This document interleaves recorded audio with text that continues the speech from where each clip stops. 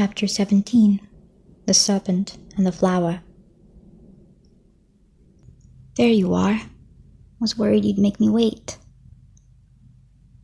Derek wondered whom might that unfamiliar feminine voice belong to. It sounded muffled and quite distant to his ears. But questions such as who was speaking and what were they talking about quickly turned to where am I and what happened to me. Once he successfully managed to push past the heaviness of his eyelids, that is. The lights were harsh on his pupils at first, but were gradually accepted to allow the sight of a plain white ceiling. Only a few seconds were enough for the man to comprehend he was in a hospital room after that, and memories of the reasons that brought him there started flooding his finally conscious mind. You're Mei Li, the Banshee. Now that voice, on the other hand, sounded very familiar. It was Lydia's. He snapped his attention back towards the conversation he was originally listening in on, which he realized was happening in the room right next to his own. I think you have more pressing questions to ask me, Lydia. There was an awkward, silent gap, which wouldn't have felt nearly as long for anyone else as it did to Derek. He, by nature, wasn't a patient man to begin with, so he wasn't ready to welcome any additional suspense.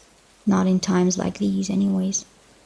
Fortunately, his friend's voice came to ease his nerves when she spoke up once more. The vision, the one we just had, it means people died there. The young woman half asked, half stated her last line. She sounded very unsure of her words, or even what order she should mouth them in. People die every day, dear, and we don't have time to beat around the bushes, so be more precise. How many did you see?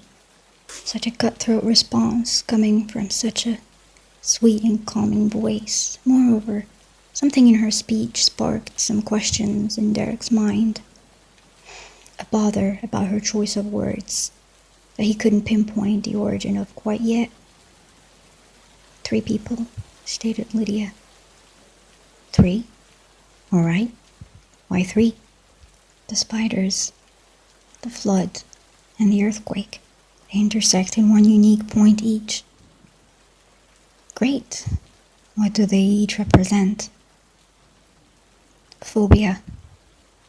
Yes. Each of those phobias belonged to someone that has died there, but many people died in that place. So why are these 3 special? Quizzed Malia. Well, these 3 are directly connected to our current situation. The quick to the point tete-a-tete between the 2 banshees had been flowing forward for some time, both evidently too immersed to note the palpable tension in the room, too focused on each other to even consider the third presence standing among them. Scott lost the north somewhere in the middle of that conversation, so he chose to remain on the sideline, perfectly fading into the background, so much so that his eavesdropping friend didn't pay any attention to his heartbeat. The third one in that room beside the 2 women, although that only lasted until the true alpha finally spoke his mind. So, you had a vision about 3 people that died recently. And the cause of their death is, at the very least, connected to what we are dealing with now. What about the location then? The wait for an answer wasn't very long. The Dread Doctor's basement, Malia replied. Right. You're the guardian angel. You're the one who told Brayden to save us, and that I have to go with her to that basement? For the most part, yes, I am. But that's another story for another time. Now, about that cause of death. What can you tell me about it, Lydia? What do you mean? Lydia spoke again. Well, you mentioned the phobias. What else did you see? We both know you saw more than that. I was there too. Well, if you saw it too, why does it have to come out of my mouth? Can't you just say what you saw? I saw a strange and intimidating woman. A woman that uttered words dedicated to you and only you. That was your vision, Lydia. I was only intruding. A spectator, if you like. And thus those words are unfamiliar to me, but in no way are they to you. So, I'll ask again. What did you see? Haley explained. I saw. If the tension was palpable before, it definitely had escalated past that point, getting unbearable by the second, with both banshees growing impatient, their voices progressively but surely rising. Malia on one hand fed up with Lydia, who kept dancing around the fire, and Lydia on the other one clearly frustrated from the fact that she was being hounded with questions at such intensity. But what was frustrating her the most was the realization that she did need to push, because unlike the idea Parrish had formed about her, she knew she wasn't confident in her abilities as much as she thought she was. The fire was there. She needed only to reach for it, but mostly, she needed someone to help her get over the fear of doing so. Dead silence fell all of a sudden, after she'd pronounced those last words. Her mouth agape, eyes widening, and she just froze in place as a dawning realization creeped in on her. A glimpse of a foreign visage uttering very non-foreign words. How could she have forgotten that part? By far the most important piece of the vision. Look like the innocent flower, but be the serpent under it. She whispered those words just loud enough to be intelligible for Scott and Derek. Although neither of them understood the meaning nor the weight of that statement, they could only presume it was important seeing the shaken state of their friend. People often prefer to hear major revelations about their own identities from a caring friend, or at the very least from someone serving them as a guide, but assuredly not from someone that qualifies as a foe. Unlucky Lydia had to face the latter option. Not that it was much of an option. The very first person to identify which supernatural creature she was, and to label her as such, was ironically also trying to end her life at the very same time. Jennifer Blake, murmured Lydia. What? Look like the innocent flower, but be the serpent under it. Jennifer Blake was the one who said these words to me when she found out I was a banshee, Lydia said more to herself than to Scott. Scott still couldn't comprehend why she was bringing Jennifer's words up. Surely it couldn't be because she saw her in the vision, or could it? Jennifer Blake was the druid that went sour after a member of the Alpha Pack tried to kill her, wasn't she? Maylee's interjection had drawn both of their attentions upon herself. But it did get Scott by surprise. You know about the Alpha Pack? Well, of course. Every supernatural creature that lived for more than 3 decades knows about them. She had a different face in the vision, Lydia said in a hushed voice. With enough power, a druid can make you see whatever they want, from your wildest dreams to your deepest fears. Not that complicated, really, the other banshee clarified. The implication of those words landed a tremendous blow to Lydia and Scott, who could use the shake out of their stupor. But their shock was nothing compared to that of Derek. He lay there expressionlessly, staring at the white ceiling above, but seeing nothing other than her face. Jennifer Blake, or by her real name, Julia Bakari, had done quite a number on him, and everyone he ever cared about at the time. Him, who had truly fallen deep into the clutches of her love. The countless innocent lives she took in order to exercise her revenge could never be paid forward. She lost sight to the rage that occupied her heart, too blind to grasp how high the price to pay for bringing down the one who victimized her and left her for dead. The last time Derek had seen her, she was bleeding oceans from her slashed throat. But wasn't she dead? Everyone had assumed so when nobody had heard anything about her. Was she back? And if yes, and why? Another revenge? She was a true monster in a category of her own.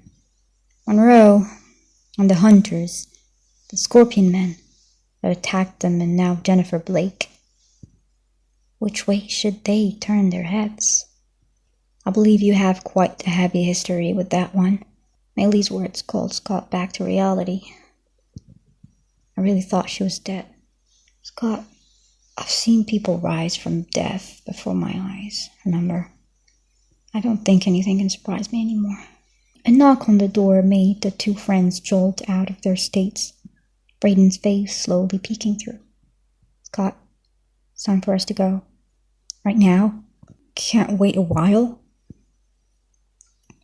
The answer quickly came to him, but not from the person he was asking. Absolutely not. Any delays in the schedule can result in a disaster. Wait, you're the guardian angel? Braden asked. For the most part.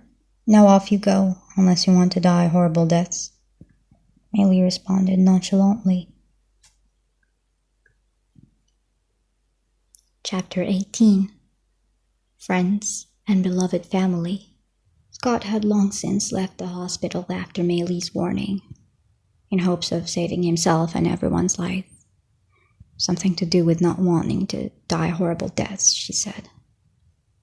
She's still alive. Scott was gone, along with Braden, but the two banshees remained where they sat. There was still a lot to unravel, and judging by their most recent discovery, they weren't any close to see the end of their pain. So, Jennifer Blake was your enemy a few years back, from what I'm understanding. Well, she didn't come after us per se. We sort of were in her way, so, said Lydia as she fiddled with her fingers. She quickly added, her real name was Julia Bakari. She was Callie's emissary. But we all know how that ended. It'd be wise to assume that she's been in town for a good while already. The confusion in Lydia's eyes coaxed Maylee to speak further of her thoughts. She disappears for years, and now, all of a sudden, she pops up in your vision. Somehow in the location connected to the people I came to warn you about, and right on time at that. Do you see where I'm going with this, Lydia? The threat that brought you here and Jennifer are somehow connected. What about the rabbit scorpion men you saved us from? Were they also conveyed to this party? If I can guarantee you one thing in this whole story, it's that for sure. And there it was, the verbal confirmation she was so reluctant to hear. A few seconds were all she could afford to recover from the initial shock of hearing those words from somebody else's voice. One that wasn't in her own head, at least. For 3 years they ran around and about to find the next victim to save, seeking to accomplish the impossible. A world without the legacy of Gerrard Argent. A world where they didn't have to feel guilty for every moment of calmness and peace. Every brief chance at rest they managed to steal away from their busy schedule. Yes, they could do with a world like that. The last time she came to Beacon Hills, she came with a new face as Jennifer Blake, but for that, she performed many sacrifices to obtain the power to do so. She dozed off for seconds that allowed her thoughts to linger on what she was actually saying. A conclusion started to form in her mind. She continued when Maylee nudged her to elaborate. We all came back to Beacon Hills tonight. A bus full of supernatural creatures. I mean, sure, we were after Monroe, but it still counts, I guess. What counts? Every sacrifice she made gave the Nematon its powers back, and with that, it recovered its original function as a beacon for supernaturals. Once the Nematon had enough power, it pulled supernatural creatures towards it like the sun pulls its planets. Of course. You show up. I arrive. The scorpion men come out of the woodworks. All that happens in one night. None of it is a coincidence, confirmed Mei Li once again. No, she's been flying under the radars, working her charms. I know she already got her new face and supernaturals are flooding into town, which only means she killed enough people to give that much power to Nemeton. Which means they are here. Who are they? Questioned Lydia. Well, my beloved family, of course. Liam. Mason announced himself as soon as he stepped through the door of the room. A pair of ocean blue eyes greeted him, his friend's impartial expression remolded in order to cast one of the most radiant and welcoming smiles he'd ever seen him show. Sure thing Mason preferred to meet his friend under different and a tad more joyful circumstances, but after so long without seeing him, without hearing his voice, he'd missed their shenanigans together so much, enough for him to simply put complaining aside.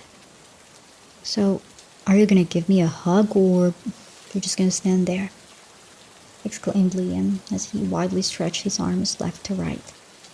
Snatched out of his ruminations, Mason immediately dashed forward, wearing the warmest of beams on his face without asking the rest of it. Missed me that much? The letters in Liam's words were mispronounced as they were muffled in Mason's embrace. Yeah, I guess I have, he retorted sarcastically. Bemused by his friend's teasing tone, he broke the hug shortly after, somewhat in an abrupt way, which made Liam look at him questioningly, although Mason seemed to have queries of his own. You're not agonizing. The confused and astonished tone in which he exclaimed that last sentence pricked the attention of the werewolf even more. Yes. I thought that was a good thing, but maybe I was wrong? No, I didn't mean it like that. It's just Theo, he's been attacked a while before you guys, and he doesn't seem to recover. Not as much as you did. He was attacked by the same creatures. Most likely. He was with Peter, but neither of them got a good look at it. So he's not healing? Well, the humans that were attacked by that creature didn't survive, so he's one step above that, at least. Maybe it's because he's a chimera. Liam was thinking back to the time Brett was injured by a chimera that had scorpion venom. Corey was also hurt by the same chimera. However, it took Brett far less time to recover than it did Corey, and far less agony. Hayden also had a harder time healing from graver injuries as a chimera before she was bitten. Hey, Liam. Corey's voice made both young men glance towards the door. He walked straight to Liam and hugged him briefly before ending it. Long time no see, Corey. I would ask how have the years treated you, but as we all know, this type of question is useless among us. So, what were you guys talking about? About Theo and the differences in healing capacities between chimeras and supernaturals, answered Mason. Liam pulled the top of his hospital gown to reveal his chest. It hasn't completely healed yet, but it's nowhere near the disaster on Theo's chest. It definitely isn't, agreed Corey. It definitely looks like you're not gonna die. Peter stood at the door, looking as unbothered as usual. Glad to see you too, Peter. And Malia is in the next room. I know that. I'm a werewolf too, Liam. Liam felt a slight pinch in the guts, guilty of assuming Peter only stopped by to ask Malia's whereabouts. Not judging him by his past actions was no easy task. The pack had gotten used to him being stone cold and self-serving, and thus disregarding his caring or affectionate actions or mistaking them for manipulation, tactics, and scheming. Right. I should go see my daughter before she gets creative with the ways she'd like to torture me in. He broke the awkward silence and exited the room, leaving the three young men behind before any of them could say anything. Did Peter just come by to check on me? I believe he did. Both friends uttered the last sentences very slowly.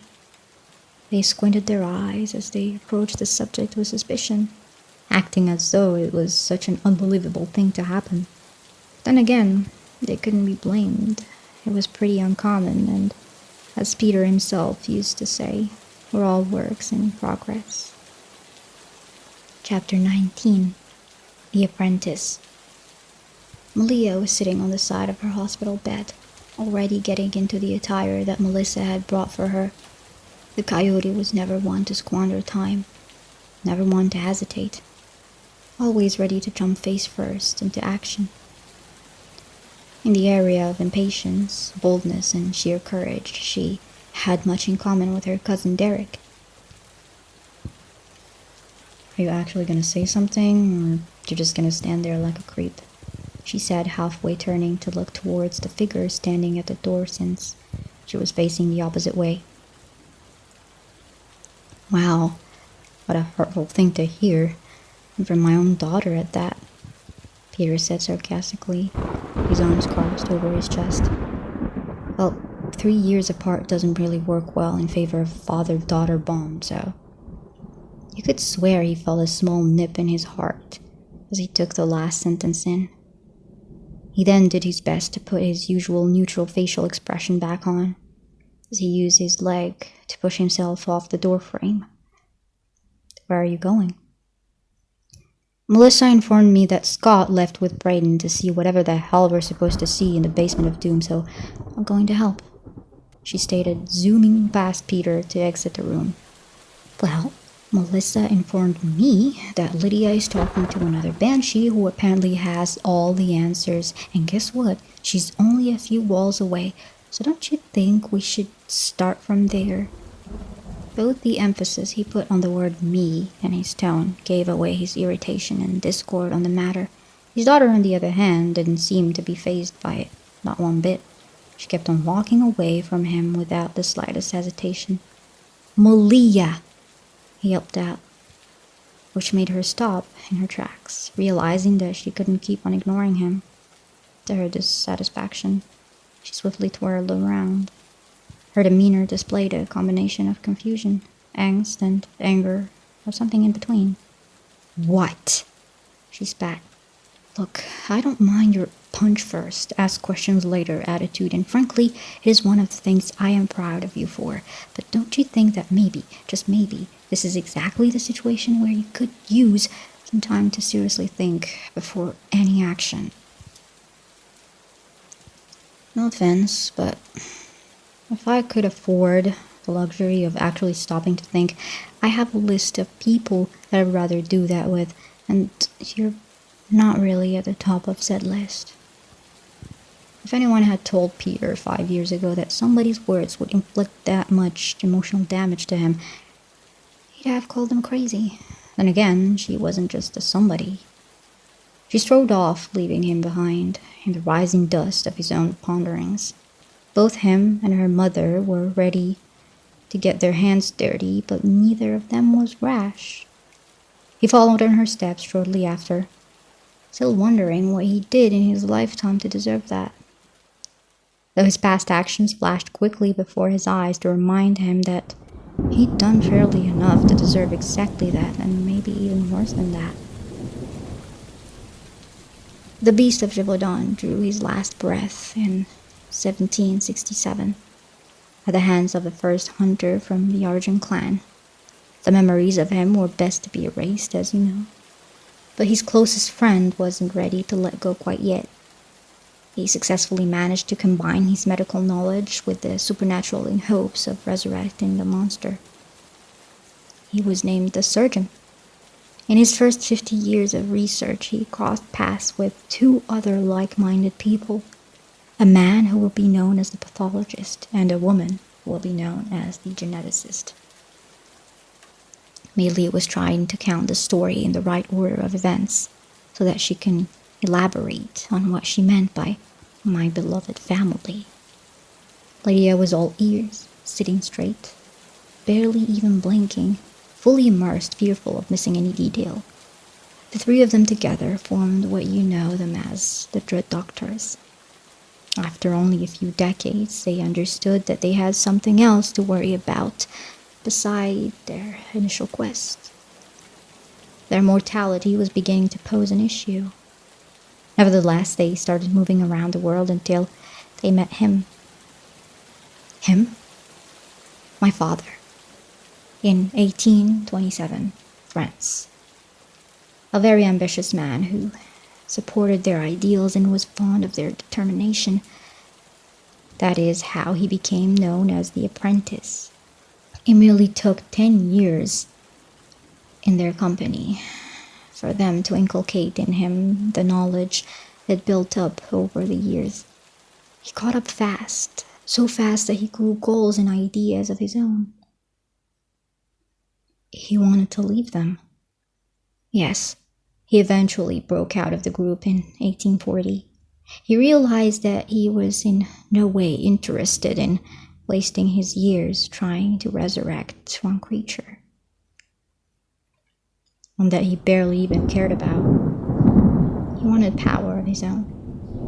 He wanted control, and he had already scripted the perfect strategy, built his own army of pawns. Lydia caught a heave of grief in Malia's voice as she uttered those last words. She could only deduce who she meant by pawns. Unlike the Dread Doctors who struggled to complete the Chimera process, the Apprentice had single-handedly figured out a way to create even spiritual supernaturals, such as kitsune. What? But I thought kitsunes were people who shared their bodies with fox spirit. Well, you are not wrong. Yet, here I am, testing of the possibility to create your own from scratch, she declared sarcastically, forcing a smile on her face. What about hellhounds?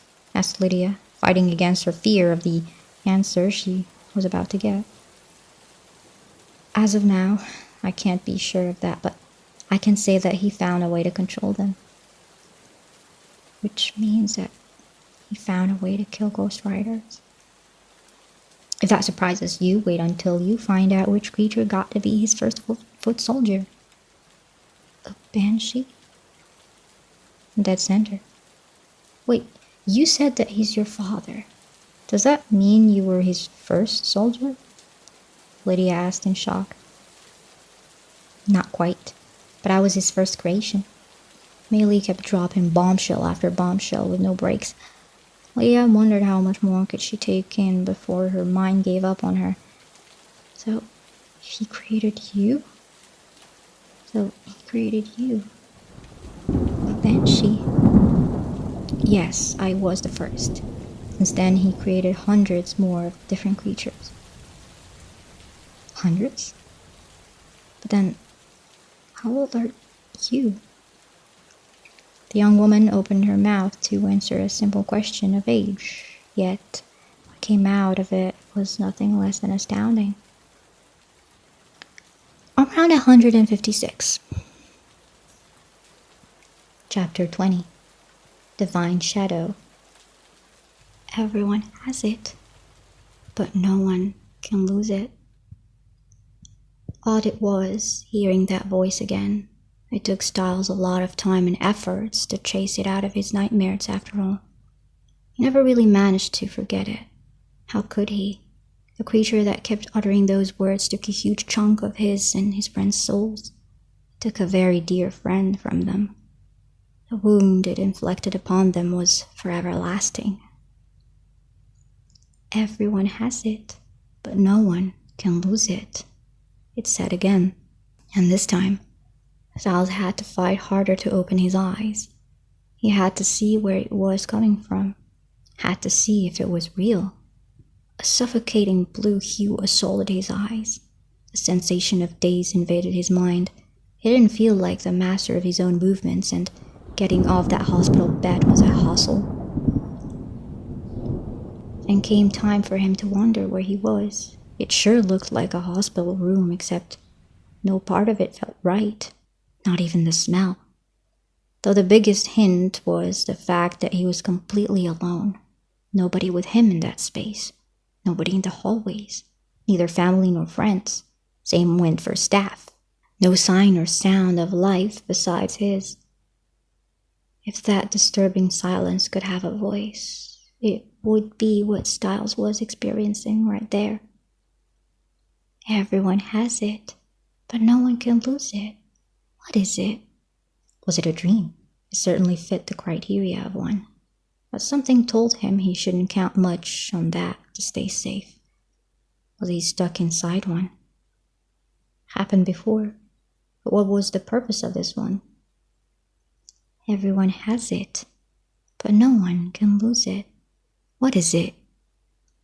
The high volume hurt his ears this time around. He couldn't just ignore the incoming query. The walk through that long and empty corridor felt more painful after whispers chimed in. Think that you can run away from me, Stiles? There were a few seconds break before the voice spoke again. Did you miss me, Stiles? Stiles had forgotten whether he was walking or running, his legs no longer withstanding the weight of the pure panic that coursed through his veins. We will destroy all of them, Stiles, it growled. No. This can't be happening, Stiles whispered to himself. Poor you, still as hopeless as you used to be. Look at you, trying to run away from me, like a little rat. One single door offered itself to the young man at the end of that narrow route he took. He pushed through it with not much caution of what could be lurking behind it. First came relief when he saw a very familiar silhouette. The man that raised him was standing right there in the middle of the room, in his sheriff's uniform. That feeling very quickly washed away, however, in front of the lack of response his father was demonstrating. What was he so focused on that he couldn't even pick up on his own son's voice? What put him in such a trance? Stiles really needed to see it with his own eyes, so instead of walking straight forward, he decided that he would just very slowly step in a circle around him. He had to hold that thought for a while to deal with whatever was coming in behind him. The sound of that door disturbed the ambient silence. Stiles just froze in place, awaiting until I came back just for you, Stiles. This time there was no doubt to have about it. It was there. This time he felt its breath on his neck. So, everyone has it, but no one can lose it. What is it, Stiles? This time it wasn't growling its words at him. It wasn't painful to listen to. It was just loud enough for him to hear. The shivering was too strong for him to control. With much effort, he managed to slowly turn around, and when he came face to face with it, he finally uttered, "A shadow." Exactly, Stiles. You couldn't get rid of your own shadow even if you tried to, right? The creature stopped for a moment, then carried on. So, why are you trying to get rid of me? You're really back. This isn't a dream. I am a bit disappointed in you, Stiles. When has anything been nothing more than a dream for the likes of you? How? You pulled your divine move, remember? Now, I am simply pulling mine, and would you believe it? I came back right on time for Mischief Night.